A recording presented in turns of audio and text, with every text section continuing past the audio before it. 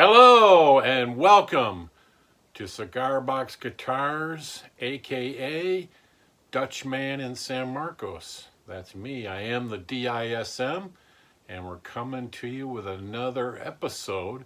We're still working on the Oops box, but as we're going along, it's getting better. So let's get going.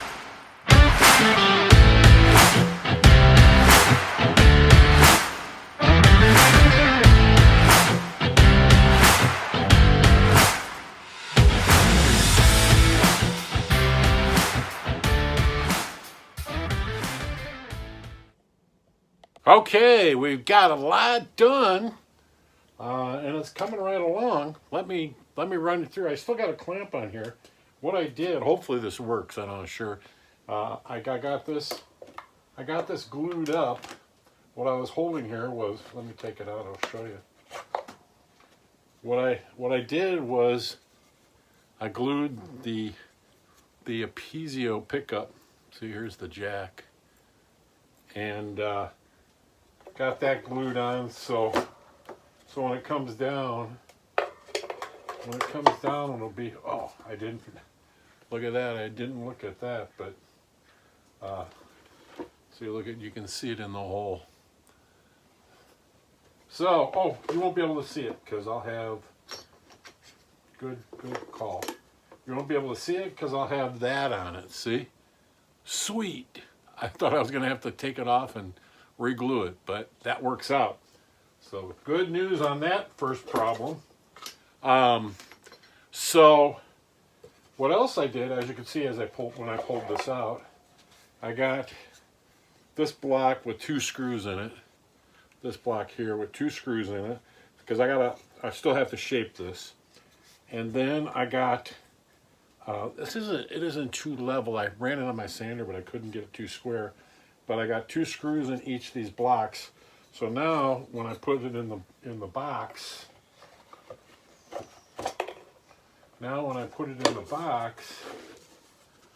all I'll have to do is put screws here to hook it up, to secure it in.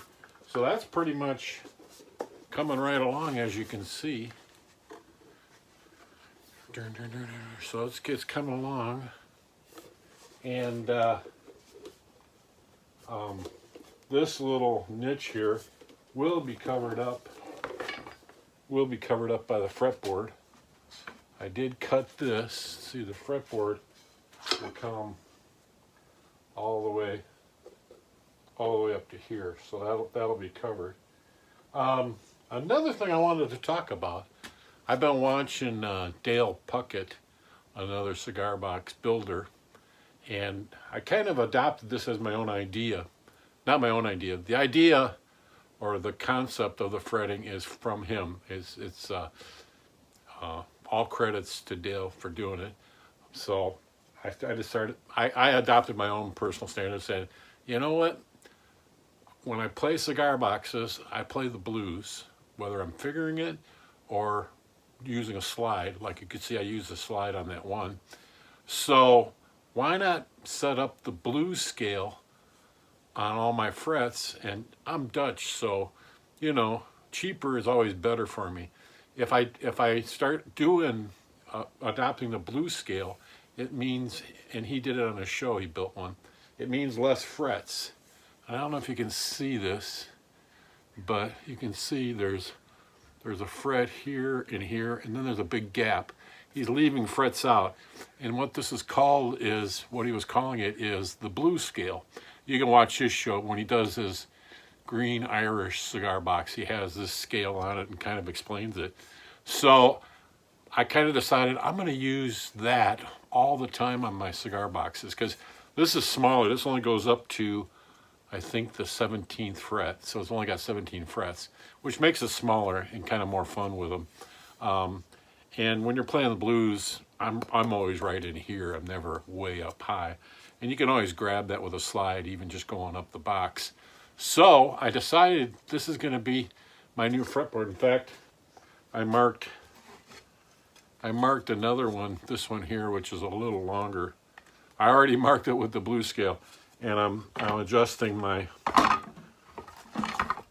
I'm adjusting my big template where I set those on and mark it. The other side is when I made my bass. That's the bass scale, which you can see is a lot longer. So yeah, so that's my new plan, to do that when I start making these, because I got a lot of boxes I got to start doing. So all my cigar boxes will be a blues scale, which is that they're easier to play. In fact, I had a guy, I was wearing my shirt yesterday and walking, and I had my Masters of the Blues guitar. You know, it has Buddy Guy's guitar with the polka dots, and then it has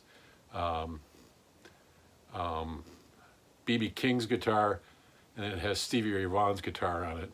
And all there are the guitars, and the guy goes, "Hey, is it easy to play blues on a guitar?" And I said, you know, it all depends, you know, who you are. He was kind of inquiring about, and then he goes, "Hey, is it easy to play blues harmonica?" So I was talking to him a little while, and I thought a lot of people want to learn the blues, and if you can make it easier for them to first learn, it'll hold them longer. I did tell him, "Hey, I got a channel, you know, come and watch it." So if you're watching this, it was nice meeting you on the street. But yeah, that'll be my new concept of making these all the blues scale. And the only time I've seen it is with Dale Puckett. He has a great channel. Watches. I learn a lot. I use the same little fret saw from Harbor Freight, and he was making it, and I have to build a new platter to cut them, and I got ideas from that too. So we all help each other out in this process because we're all just trying to figure it out. So it was really good to see him have to show how he made that to help me out as well. So yeah, so we're gonna cut these frets. Like I said, I've got that bad sled, but now instead of all those fret wires, I only have to use 10 of them on this. So it's less fret wires, because fret wires are going up in price, and I'm cheap. I don't want to throw that many frets away if you're not using them all. And it makes it kind of easy when you're playing the blues. That little lick I did on my short thing, you'll see me in these positions. So when you do the markers, it makes it really easy to get to those. So this is like, there should be a fret here, and then this is a second fret, this is the third fret, and then they cut out some, and 5, 6, let's see if I get in that right. Yeah. Then it's 5, 6, 7, and then it goes to 10, 10, 12, 10, 12, 15, 15, and then 17. And if I had those other 2 frets on it, it'd be 17, 18, 19. But you know, it's like, when am I going to play a cigar box way up here, because it gets too high sounding anyways. And he also, on this scale, he uses the tuning of E, B, E, which is a little lower sounding. So I'm kind of adopting those for mine, so that'll, you know, when I start building these, they'll be there. And when I start selling them, that'll be basically set up for blues, for either slide or fingering the blues, which this makes it kind of easier. You might see frets set up like this with a dulcimer. They've got their own scale they use on the dulcimer, like the do, re, mi, fa, sol, la, ti, do scale, and they do that on dulcimers. I remember years back I worked in Michigan at a camp there, Everett, Michigan, and they have like this yearly, and they probably still have it, yearly dulcimer festival. You know, thousands of people with their dulcimers. And it also is like acoustic instruments, so it's like non-electric, they call it. And I used to go there and spend like a whole evening just jamming with my guitar and a slide, which was a lot of fun, because you go to these little different campfires, and they're playing their dulcimers, and you can join in and play along. So it was kind of a fun event. But these remind me of those mountain dulcimers where they don't have all the frets. And if you look those up, you can look at them. They don't have all the frets. They just have the frets kind of like what they need for playing dulcimer music. So this is kind of like all the frets you need to play blues. And most people, you know, they'll throw on Stevie Ray Vaughan and they want to dink around with blues. This will make it easy to play along with Stevie Ray. So, or play along with me if I start making tapes of playing the blues. So, because I really love the blues. If I pick up a guitar, I'm playing the blues. unless I'm playing in church. But since I run sound there, I'm kind of off the guitar gig there. Same thing. I play bass. I play bass at different churches, and you know, if they have too many guitar players, then I would play bass. So I kind of got the experience of doing those. But yeah, so this will be my new standard. The other thing I did too, remember I was working on those. I haven't done a lot of update on it. I was working on these templates, and the one I'm building now is like the Paul Reed Smith. That's what this one is, like a Paul Reed Smith copy. So I made these templates, so I'm building other ones. But when I cut this one out, it's the Telecaster one. I really like that shape. I like Telecasters and the way they look, and they're kind of I would say a Telecaster is more a blues guitar, even though Stevie Ray Vaughan plays a Stratocaster. But you know, like if you look at Muddy Waters and a bunch of other people that do slides and stuff, a lot of them will use the Telecaster as well. I think Johnny Lang had a Telecaster. But anyways, I really like the shape of the Telecaster. And I like the position of the tuners, you know, because you only got 3, so only 3 here. You know, on this you could possibly put 6, but I wouldn't do that. But so I'm probably, these will be my 2 standards. I'll build them with the blues scale, and the Telecaster will be my signature Stevie Ray look. So the Telecaster would look like this.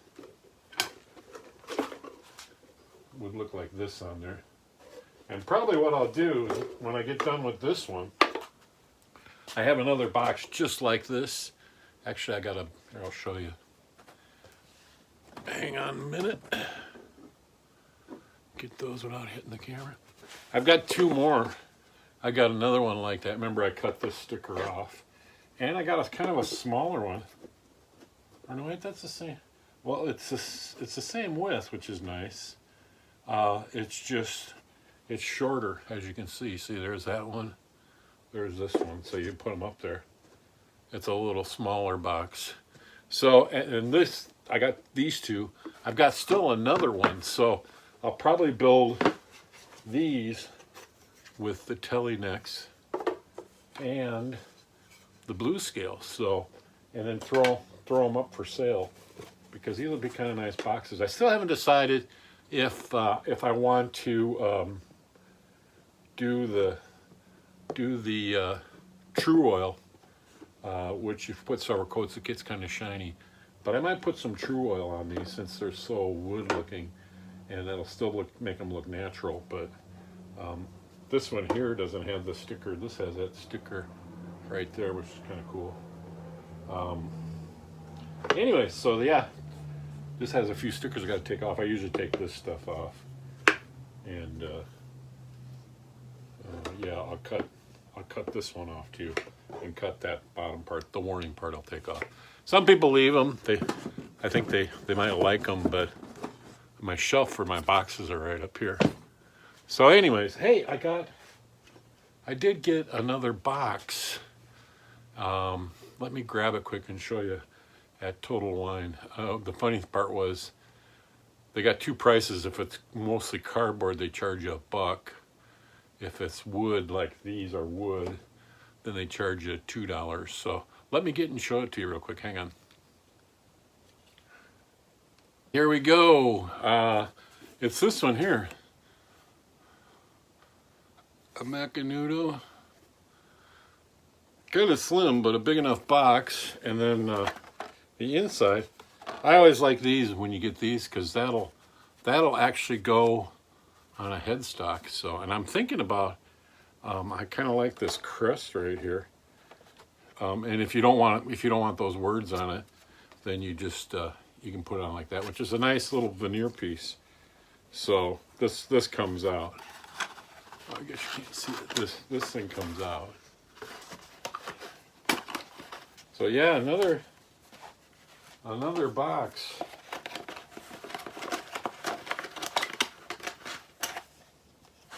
But I think you can see, you know, I was saying about the wood. This is wood, so I'm not sure about the lid until I start drilling some holes.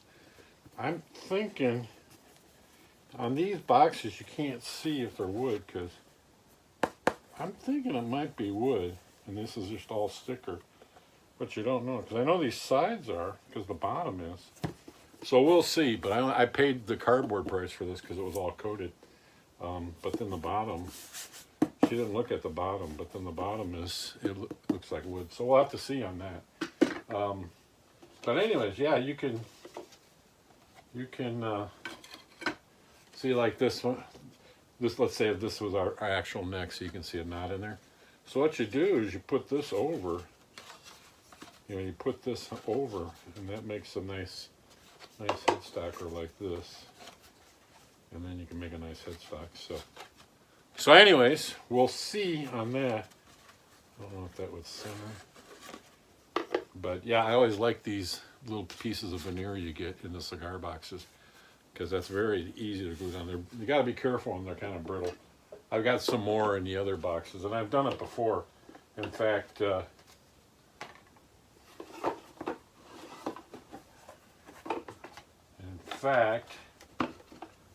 So I'm glad this worked out. As you can see, I made a mistake there, but once I tape that other piece on, and that way I still got my piezo there. I did test it. So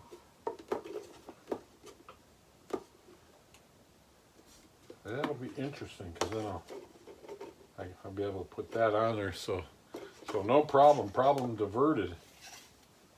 So the other, see when I took I just cut that neck that I made. See, I cut this piece right off, and so I didn't even miss it. So it's still the length of the box. So this tail piece now I've got a shape like this, and as you can see, I did put veneer on this one.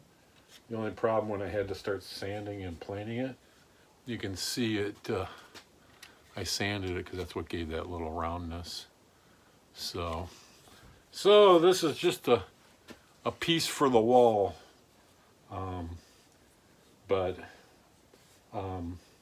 So basically the blues neck, that won't be there. Then that'll be out. 3, and then the same thing down. So a lot less frets to put in. So all right, so that should be the show. I think I did more talking than working, but a lot of the work, it has with the saws and noise, and a lot of it I'm trying to go through my head of what I'm going to do. So we'll get back to you once I get all this glued up, and I'm going to start making some more necks for those other two. When I start doing that, I'll bring you in more on those to let you see what's going on. So because now that I got this, becomes like my pattern, with the blocks, which I need to develop a little better, because you can see I've got, if you look at this one and this one, I've got that built in for the curves when I cut it out here. I just when I did it here, these didn't come out really square. You can see it's not totally square, and I had to do some sanding here.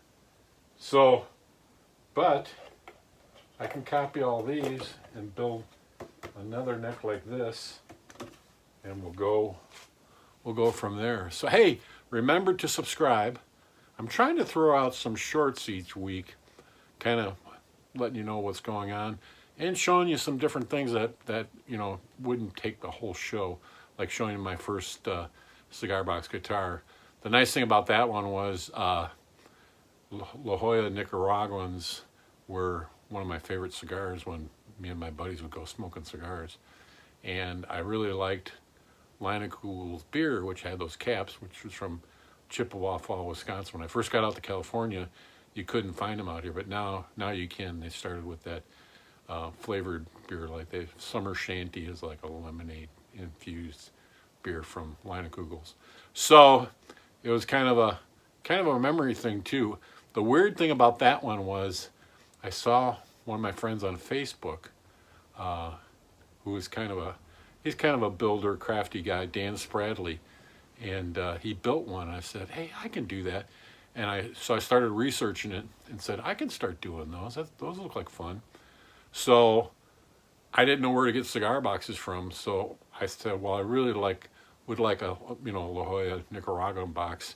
I actually ordered that one, I think I found it on eBay or something, and actually bought it for more money than I'm paying for these now. I actually, in my searchings, I actually got another one's just like that, not realizing that a smaller box isn't as desirable. So, but I wanted a La Jolla box, and my best friend Randy, the guy I used to smoke cigars with, I said, hey, I got an assignment for you. I said, can you go smoke a La Jolla? Because he's back in the Chicago area. I said, go smoke a La Jolla and send me the cigar band so I can put it on there. And then I said, and drink some Kugels, the original regular stuff back there, because I couldn't get it here. And I said, and send me the tops so I could use those for the volume knobs. So it's kind of got a little bit of meaning. It was kind of fun kind of working all that up. So anyways, we'll see you next week. Don't forget to subscribe. And that comment thing is still up. If you subscribe or you have subscribed already, go ahead and leave me a comment. I subscribed, and I'll definitely get back to you, because I want to kind of build up more conversation on the comments, especially if I got problems. Maybe you guys can help me. I take advice from online stuff that I watch, but it'd be even more fun to be in contact with you guys. So have a great day, have a great week, and we'll see you next week.